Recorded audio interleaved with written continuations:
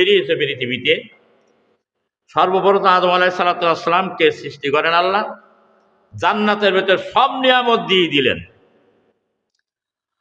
আর বললেন যে চিরস্থায়ী জান্নাতে থাকবে, কিন্তু এই গাছটার নিকটে আসবে না। কিন্তু আদম আলাইহিস সালাতু ওয়াস সালাম এত সুখ শান্তি পাওয়ার পরেও তার মনে শান্তি ছিল না। যেই সংসারে নারী থাকে না সেই সংসারে শান্তিও থাকে না। যার বউ নাই তার ঘরে কিন্তু শান্তিও নাই খুব একটা। আর একটা পাখির যদি দুইটা ডানা, যদি একটা ডানা না থাকে তাহলে কিন্তু সে পাখিটা উঠতে পারে না, ঠিক কিনা? হ্যাঁ।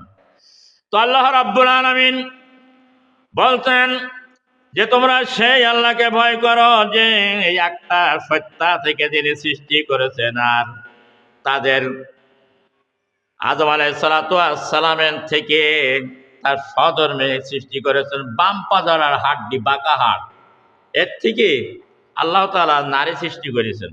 পুরুষের বাম পাজার হাড় একটা ব্যাকা আছে, এই বাঁকা হাড়টা তৈরি করেছেন। নারী একটু ব্যাকা, সবসময় কিন্তু ওরা ব্যাকা চলতে চায়, সোজা চলতে চায় না। আল্লাহ তাআলা সুখ শান্তির জন্য সৃষ্টি করে দিলেন এই দুনিয়ায়। রিজালান কাসীরা ওয়া বাসসা মিনহা রিজালান কাসীরা ওয়া নিসা, তোমাদের স্বধর্মের থেকে তোমাকে সৃষ্টি করা হলো, আর তাদের উভয় থেকে বহু এবং নর এবং নারী এই পৃথিবীতে আল্লাহ বিস্তার করে দিয়ে ছড়াই দিয়েছেন, বিভিন্ন জাতিতে পরিণত করে দিয়েছেন। চিৎকার মেরে বলেন সুবহানাল্লাহ। বস্তুত আর তোমরা সেই রব্বুল আলামিনকে ভয় করো,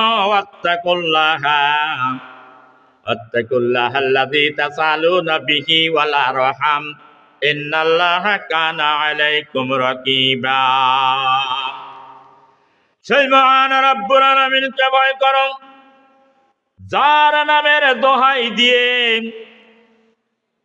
তোমরা একে অপর থেকে, অপরের নিকট থেকে তোমাদের অধিকার আদায় করে থাকো, আত্মীয়তা স্বজনদের পরিচয় দিয়ে থাকো, এদের ব্যাপারে সততা এবং